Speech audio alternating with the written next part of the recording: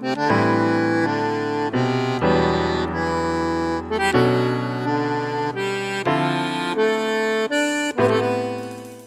las próximas elecciones se ponen en juego en la Argentina dos modelos de país.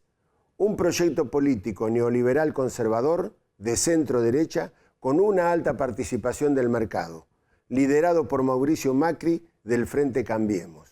Y un proyecto político nacional y popular de centro-izquierda con una alta participación del Estado, liderado por Daniel Scioli del Frente para la Victoria. Debemos decidir, por lo tanto, entre dos proyectos políticos, en donde Estado y mercado son el eje de la discusión. Un Estado fuerte, generador de inclusión social, o un mercado libre y desregulado, generador de desigualdades. Vamos a abordar cuestiones de fondo. Concretamente, ¿cuáles políticas aplicará cada candidato a cada uno de los casos que vamos a analizar? ¿Y qué consecuencias podríamos esperar como resultado de su ejecución? Veamos qué propone Mauricio Macri en un tema central: derechos de exportación, retenciones a la exportación. Porque no van a tener retenciones y no van a tener límite a la exportación. El 10 de diciembre las reglas de juego van a estar establecidas y muy claras. Sepa también que no va a tener retención y que va a poder exportar todo lo que necesite. En general se denominan retenciones en el lenguaje popular y a través de los medios de difusión a los derechos de exportación, que se aplican a determinados bienes transables con el exterior. ¿Cuál es el efecto de mantener las retenciones? Antes de contestar específicamente la pregunta, tenemos que abordar algunos conceptos básicos relacionados con las retenciones. En primer lugar, está relacionado con la definición de renta extraordinaria. Técnicamente, la renta extraordinaria se expresa como el resultado de detraer al precio vigente en el mercado internacional el precio interno. A su vez, el precio interno se determina sumándole al costo de producción una renta normal.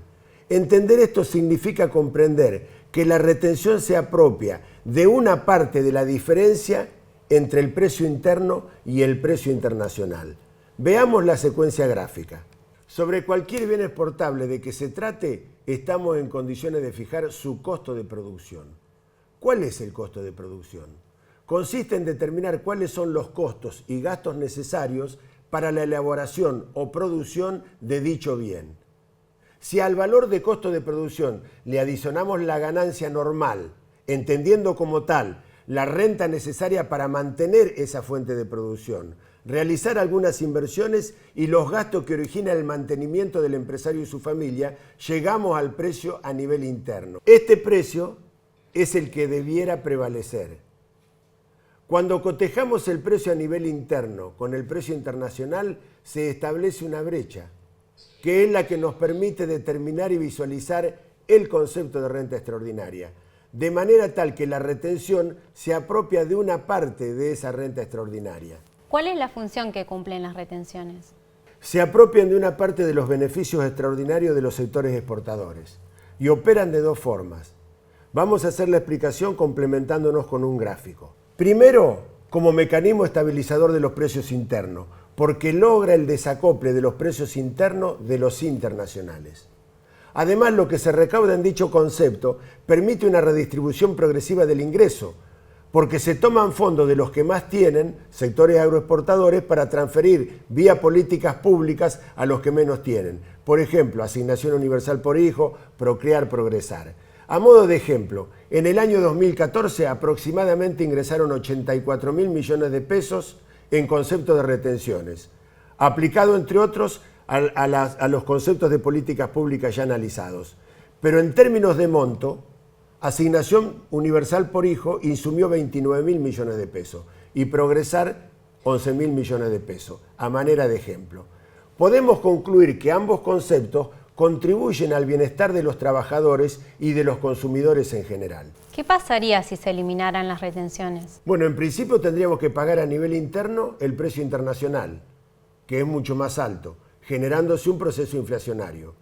Por otro lado, al no tener una recaudación en conceptos de retenciones, no podríamos realizar el proceso de redistribución progresiva del ingreso citado, generándose un cambio de redistribución regresiva del ingreso.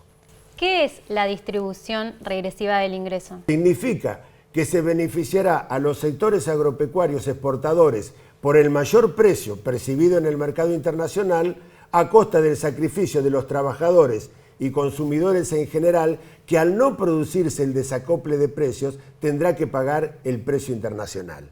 ¿Por qué es regresiva? Porque en este caso la distribución del ingreso se hace de los que menos tienen a los que más tienen. En la región patagónica, ¿qué función cumplió la retención al petróleo? Vamos a dar un ejemplo del periodo en el cual el precio internacional del petróleo estuvo en su valor más alto. Principios del año 2008, aproximadamente $130 el barril. Como en el caso anterior, analizaremos este ejemplo gráficamente. En aquel momento, lo que nosotros denominamos precio interno, o sea, el costo de producción más la ganancia normal, técnicamente se denominó valor de corte, estableciéndose el precio interno en $42 el barril. De manera tal que el Estado Nacional se apropiaba, a través del mecanismo de la retención móvil, en este caso, de la diferencia entre el precio internacional y el valor de corte, configurándose, por lo tanto, una retención de $88 por barril. Si no hubiese existido la retención móvil, hubiésemos pagado el precio internacional. Esto hubiera incrementado significativamente el valor de los combustibles y derivados del petróleo, los costos de transporte, etcétera, causando un problema inflacionario incontrolable. ¿Qué hubiéramos pagado? El valor de petróleo, en lugar de a $42 a nivel interno, hubiéramos pagado el precio internacional, o sea, a $130 el barril. En cambio, Daniel Scioli propone continuar la política que viene desarrollando este gobierno. Por lo tanto, las retenciones continuarán operando como instrumento de política antiinflacionaria y de redistribución progresiva del ingreso. El 22 de noviembre, y teniendo una información más adecuada del alcance de cada proyecto político, estaremos en mejores condiciones de tomar una decisión.